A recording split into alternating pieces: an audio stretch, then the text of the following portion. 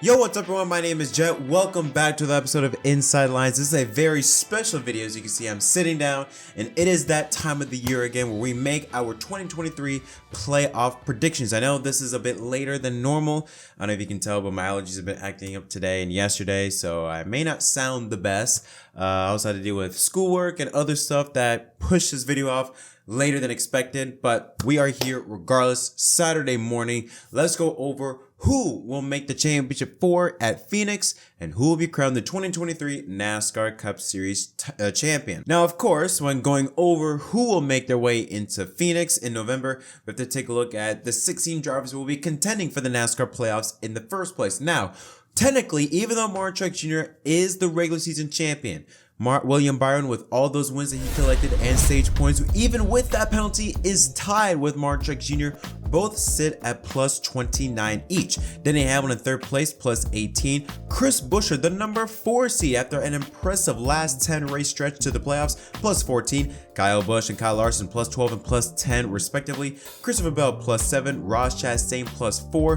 Brad Keselowski, plus 3. Tyler Reddick, plus 2. Teammates Joey Logano and Ryan Blaney, both sitting at plus 1. And the bottom 4 at the moment, Michael McDowell, minus 1. Ricky Stenhouse Jr., minus 3. Kevin Harvick in his final season, minus 4. And Bubba Wallace in 16th, minus 8.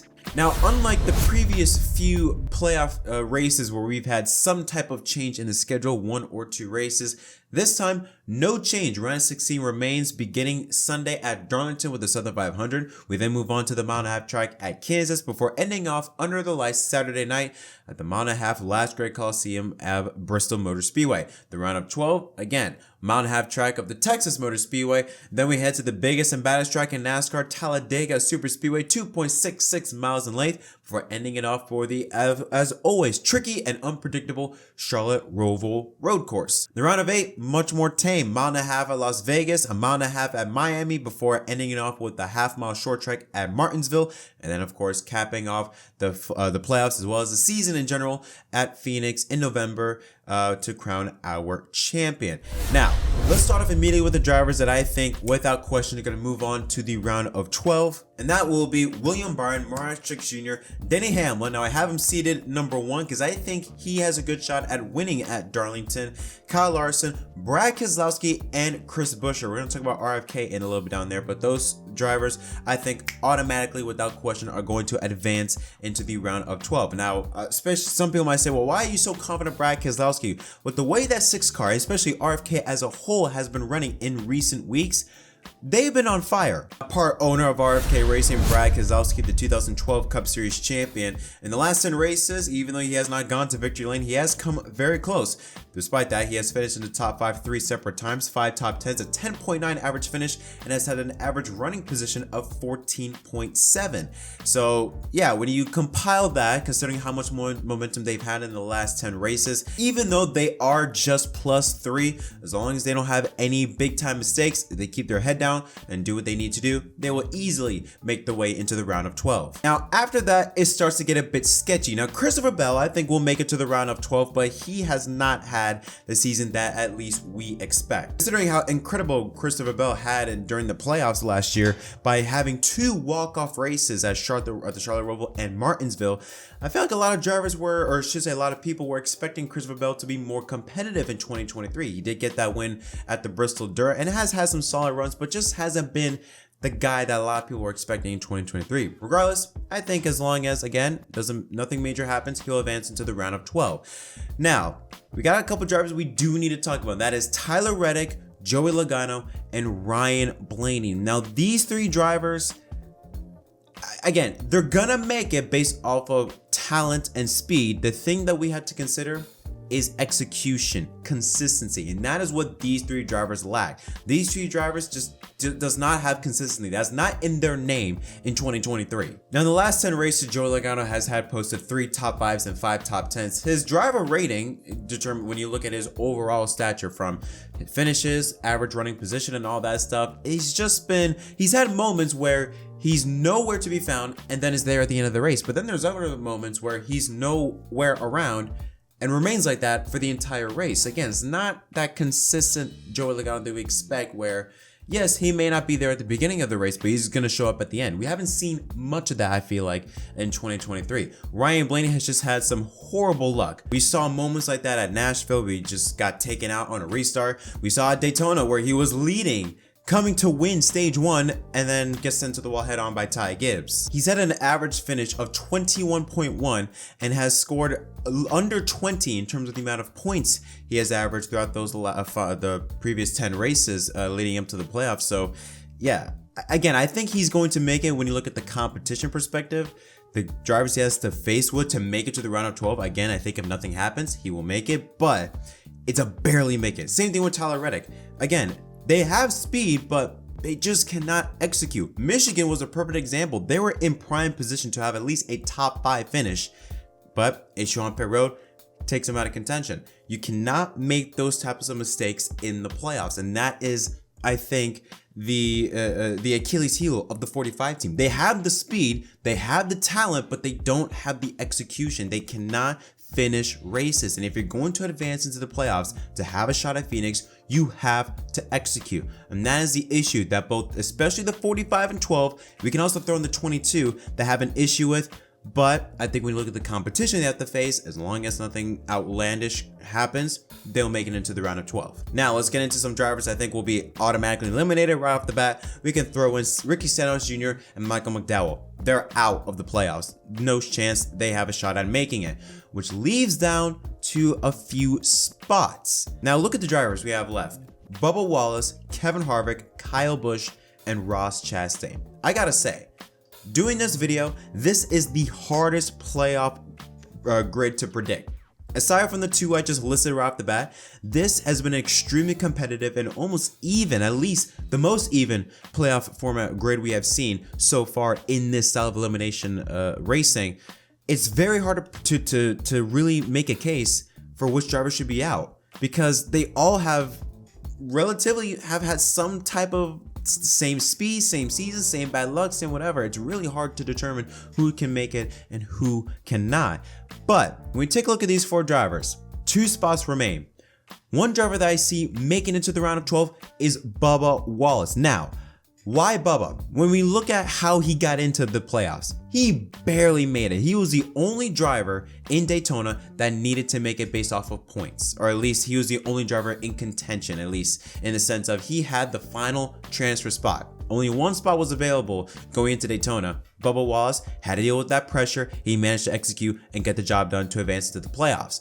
When you look at his season, yes, the season does say that maybe a first round exit is very likely for Bubba. I would argue that it is extremely possible, in fact almost guaranteed, that he can make it into the round of 12. Let's consider this for example. He's only 8 points back. It's not like he's 12 or 15. He has a very little hill to climb to at least make it to the round of 12. We're not saying the top seed, not number 1 or number 2, just to make it into the round of 12. He's got to beat Kevin Harvick, Michael McDowell, Ricky Stenhouse Jr., Ryan Blaney. He has to beat those drivers, and he can do that, especially when you look at the tracks that are in the round of 16. Darlington, Kansas, and Bristol, those are 3 tracks Bubba loves, and he has the results. Since September of 2022, the last 5 tracks that NASCAR's competed on that are round of 16 tracks, so Kansas, Darlington, and Bristol, these are his stats. He does have that 1 win back in the fall of 22 at Kansas, 3 top 5s, 4 top 10s in 5 races, a 9.6 average finish, which is 4th among playoff drivers, 11.3 average running position, 7th among playoff drivers, and a driver rating of just over 100, again 4th among playoff drivers. Again, we're talking about just making it to the round of 12. We're not stacking him up compared to the likes of Mark Truex Jr., William Byron, or Denny Hamlin, just to make it into the round of 12. And when you look at the finishes he has had, absolutely incredible for round of 16 standards. He can easily, again, as long as nothing goes wrong, he is very capable of advancing to the round of 12. Had a great top 5 finish at Darlington and Kansas earlier this year. Both times he finished inside the top 5. Again, I know on paper it sounds like Bubba's an easy first round exit, but honestly, when you look at how that 23 has been competing, especially at those tracks, it's very hard to make a case to not include Bubba Wallace into the round of 12. because these tracks are his specialty and the 23 team has excelled at these types of tracks. Now, Bubba Wallace I think is in, leaving one spot open, and these are 3 competitive drivers: Chastain, Kyle Busch, and Kevin Harvick. Kevin Harvick I don't think is making it into the round of 12, not because of him per se, he's got the talent. It's just the car he's driving sucks. Unfortunately, Stewart-Haas is in a downward spiral, and I just don't see Harvick. Even though we know how good Kevin Harvick is, I don't think he has the car capable of advancing into the round of 12. I could be wrong, but I just do not see it happening. Meaning it's going to come down to Kyle Busch and Ross Chastain. Now, these 2 drivers have they've had weird seasons. Both Kyle and Ross have shown great speed and also has fizzled out in 2023. I mean, when you take a look at the last 10 races from both Ross Chastain and Kyle Busch, it's shocking. Kyle Busch, 3 top 5s, 5 top 10s, fair enough, a 17.3 average finish, but he's only averaged 23.1 points with a 67.48 driver rating. That is the second lowest among playoff drivers. Ross Chastain, he's not that much better. Yes, he does have that win at Nashville, but that's his only top 5 finish. 2 top 10s, 17.7 average finish, only averaged 21.6 points, and a 71.60 driver rating. That is the 4th worst among playoff drivers. So you have the 2nd worst and the 4th worst playoff drivers in terms of driver rating. Ouch. And the issue with the 8 team and Kyle Busch is one thing they have struggled in is short tracks. And of course, Bristol is a short track coming up. Again, I think what Kyle and Ross have to their advantage is they do have a little bit of a buffer. Now, Kyle has a bit more of a buffer compared to Ross. Kyle has 12 points, Ross has just 4. So they are very close. They do have a little bit of a gap, especially Kyle. Ross, not that much. A little bit of a gap, but the way these 2 drivers have been competing, and we know how the playoffs, how wild it can be. We have seen it time and time again, a driver that is for sure in the top 10, maybe even top 5, that you think guarantee round of 12, they're out in round 16. We saw it with Kevin Harvick and Tyler Reddick last year. And Kyle Busch. We thought for sure those 3 drivers, they'll make it into a round of 12 with ease, and neither of them made it. I think the same is going to happen in 2023 with Kyle Busch. I have Kyle Busch out in the round of 16. I have Ross Chastain making it, but just barely. I think with the 8 team, they have been extremely inconsistent. We saw it with the driver rating. They're the 2nd worst among playoff drivers. Only Ricky Stenhouse Jr. has a worse driver rating than Kyle Busch.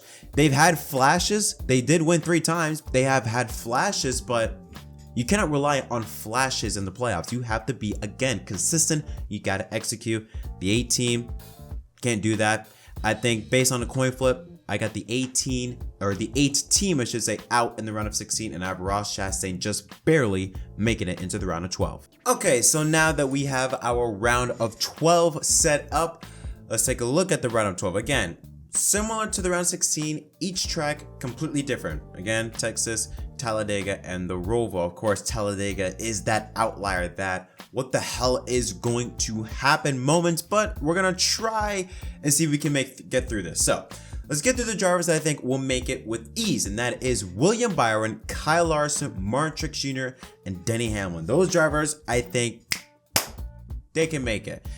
Which leaves us, again, some notables. We got Ross Chastain, Ryan Blaney, Tyler Reddick, Joey Logano, or Bubba Wallace, Christopher Bell, Brad Keselowski, and Chris Buescher. Those are the drivers that we have not, I'm not fully confident yet, except for Byron, Larson, Truex, and Hamlin. Now, the thing is with Talladega, we know that anything can happen, but something consistent has happened throughout the entirety of 2023. And actually, since the next gen, Ford being dominant on the super speedways, especially the RFK drivers. Now, I posted a video on my TikTok talking about the Daytona weekend coming up, and I mentioned on how RFK drivers would be really good and they would be hard to beat. Sure enough, they end up finishing 1-2 at Daytona last Saturday.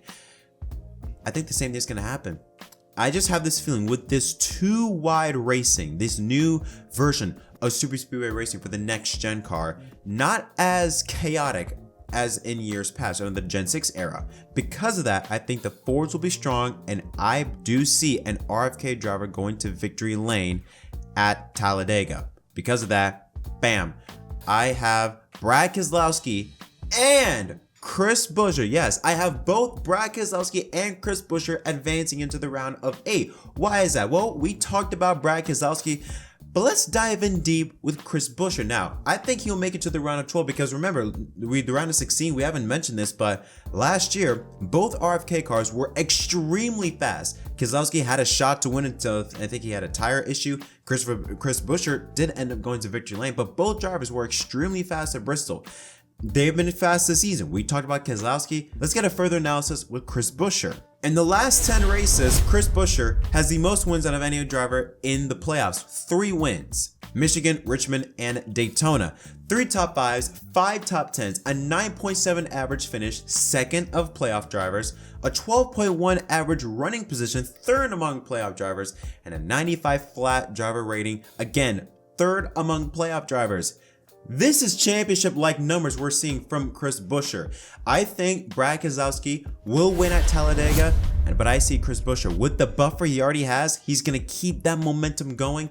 Both drivers I see of RFK Racing making it into the round of 8. Now the drivers I have eliminated, pretty simple, cut and dry, and that is Ryan Blaney, Ross Chastain, and Tyler Reddick. I don't see them making it at all into the round of 8. Again, it comes down to consistency and execution, and the way those 3 drivers have been competing, I just don't see it happening. I don't see any of those 3 making it into the round of 8. They just don't have the speed for it. Ain't their year. Which leaves us with 3 drivers competing for 2 spots: Christopher Bell, Bubba Wallace, and Joey Logano.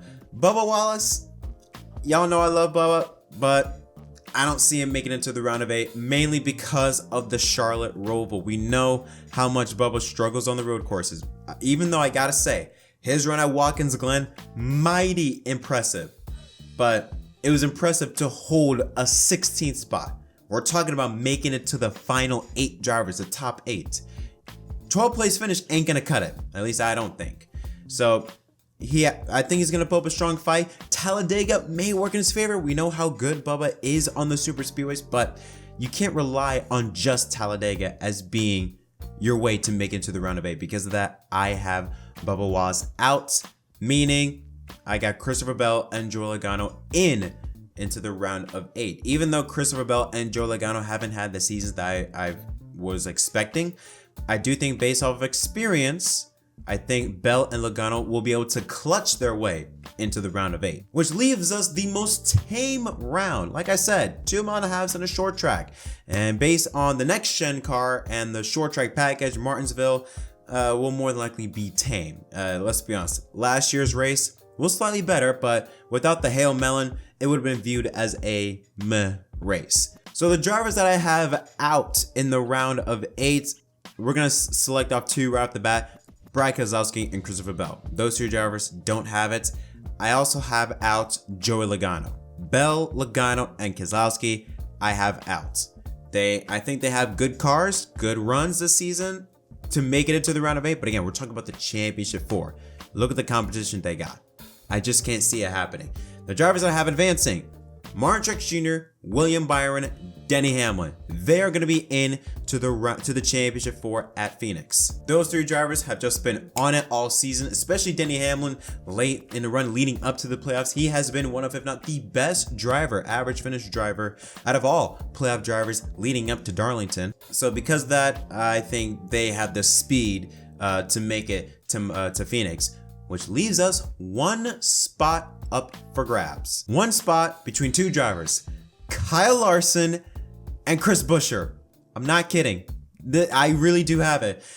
I feel like there's going to be that one driver that nobody expects, but is gonna make it, and it's gonna come down between Larson and Chris Buescher. Here's the thing: if we look at the last 10 races among playoff drivers, among these playoff drivers, the stats are amazing. Again, we talk about Chris Buescher: 3 wins, 3 top 5s, 5 top 10s, 9.7 average finish. He is averaging 30.5 points with a 94.95 driver rating. Kyle Larson, on the other hand, 0 wins, 4 top 5s, 5 top 10s, about the same pace as Chris Buescher. But again, a 15 19.3 average finish and only averaging just above 29 points. Again, when it comes to Kyle Larson, it's something I'm seeing with other drivers is consistency, the lack of continuing to finish races when you're having a good run. I mean, we look at the last few races. The last two races, yes, Daytona, I believe he was caught up in a crash, but the last two races, bad luck, mistakes. Watkins Glen made a mistake. The last two races finished outside the top 20, but before that he finished 8th and 5th. But then before those two races he finished 19th and 20th. Again, when we're talking about the playoffs, I think he has the speed to make it based off the competition around him. He has the speed to make it to the round of 8. But when you're talking about making it to the championship 4, you have to be absolutely perfect in terms of execution. And that is one thing the 5 team have not been good at, is execution and consistency. Again, similar to the other drivers like I talked about with Ryan Blaney, Tyler Reddick, Joey Logano, those drivers that I don't see executing very well. The only difference is that Larson has much more speed, I think, out of his car compared to the others I just listed. That's why he's in the round of 8 in my list to begin with. But to make it to the championship 4, I don't see this happening. I cannot see, when you look at the season he's had so far, it's like a roller coaster. They're good for a few weeks and then they're down for a next few. Good for a few, down for a next few. We saw it. I mean, they started the season tremendous. Won Richmond, won the All-Star race. They started out, won Martinsville. They started out really good, but again, wedged between those number ones. You'll see a number 1 in the win column, then the next 2 or 3 weeks, top 20, top 25. Then top 4, top 5, then back again, top. You cannot do this if you want to make it to Phoenix. So because of that, I have Kyle Larson out and I have Chris Buescher in the championship 4. Yes, that is right. I don't care if y'all call me crazy. I have Chris Buescher in my championship 4 bracket, meaning the championship 4 in Phoenix will be between Martin Truex Jr., Denny Hamlin, William Byron, and Chris Buescher. From Prosper, Texas, a population of 30,000. I gotta say, of all the playoff predictions I've done, this has been the hardest one to do. I've spent back and forth saying, this driver has a shot, this driver has a shot. If you want to talk about experience, you give it to Martin Truex Jr. If you want to go based off of how the season has been, you could do a coin toss between Martin Truex Jr. and William Byron. Let's start off with Martin Truex Jr. Truex Jr., regular season champion. That 19 team has just been clicking. It's very hard to not make a case for why Martin Truex Jr. can't be a champion in 2023. That 19 team has been on it on all cylinders across all types of racetracks. On the other hand, William Byron, who won Phoenix earlier this year, so he has experience going to victory lane in the next gen car at this type of track. They've also, one thing that I've always said with the 24 team, and if you've been a long time viewer of my channel, you understand this.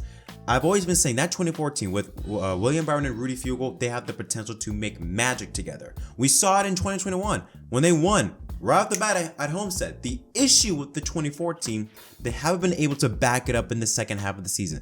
They start off the first half so well, so strong, and then they fall off in the second half. If they could just enter Phoenix enter the playoffs, I should say, with momentum, they can be lethal to the competition. And look what's happened.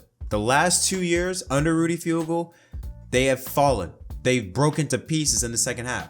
This year, they seem way more composed and compact. They won Watkins Glen.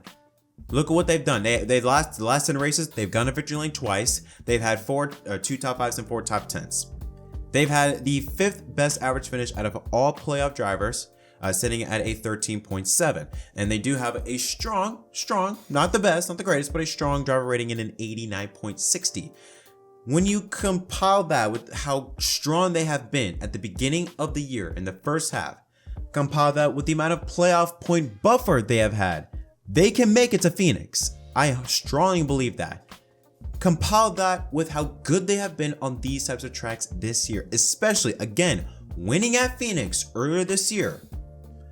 You can also make a case for the 24 going to victory lane and winning the championship at Phoenix. Now let's move on to the 11 team and Denny Hamlin, the guy that has been close to no cigar.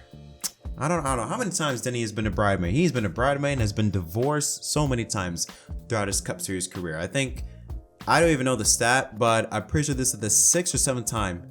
I could be wrong. I think this is the 6th or 7th time he's going into the championship for, which is stupidly impressive, but also just a punch in the gut every single time. He's been this close, hasn't gotten the job done. Can he get the job done this year? I think he can.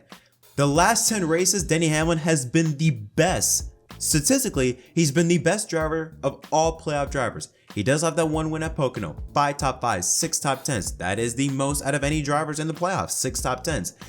8.8 average finish. And look at the last 10 races we have visited. We went to road courses, mile and a half, short tracks. We went to all different types of racetracks, super speedways. Still an 8.8 average finish, a 96.51 average finish, and he has averaged 37.4 points. Again, that is also the most of all playoff drivers. That 11 team, they haven't, let's say, shown all their glory, kind of like the 17 team has. They gone to victory lane 3 times, the 17 has, while Denny Hamlin has only gone to victory lane 1 time leading up to the playoffs. But that 11 team is dangerously lethal. They haven't been talked about that much, I don't think, but they are lethal, I think. And we know how good Denny Hamlin is at Phoenix. He is a former winner. He's won it in the past, albeit under the Gen 6 car. He has won at Phoenix in the past. It's just going to be that question. Can he finally get over that hump? I don't know. It's going to be tough. And to wrap it up, we got Chris Buescher. We already talked about Chris Buescher a lot, but again, the way that 17 team has been running, he has a second best average finish of all playoff drivers at 9.7. Again, on all types of tracks. I cannot think of a championship where I really cannot pick a winner. It's really difficult because all 4 have a lot of strengths and all 4 have some weaknesses. Mark Truex Jr., he hasn't been the best leading up to the playoffs. I mean, he has been still extremely solid, I should say. But again, Hamlin and Buescher have bursted onto the scene. Some weaknesses is Buescher is that lack of experience. Hamlin is his inability to clutch or to be able to close out these high pressure moments. And William Byron also lack of experience. So there's pros and cons, there's strengths and weaknesses across all 4 drivers. I really don't know. But I'm saying this with the mindset of I think all 4 honestly have a legit shot, including Chris Buescher. I know some people are going to come at me on this one, but I don't care. My pick to win the 2023 NASCAR Cup Series Championship, to lift the Bill France Cup at season's end at Phoenix, will be, drumroll please, Martin Truex Jr. will become a 2-time Cup Series champion. Based on just the fact that he's got the experience, he knows how to win in these types of situations. He has been the most consistent driver out of everyone in the playoffs, and that consistency is going to help propel the 19 team to victory. And I do think he will have to win, and I think he will have to beat William Byron. I think he's going to have to beat to win at Phoenix. Of course, I really don't know. Honestly, it could go either way. If Chris Buescher wins the championship, I will not be surprised.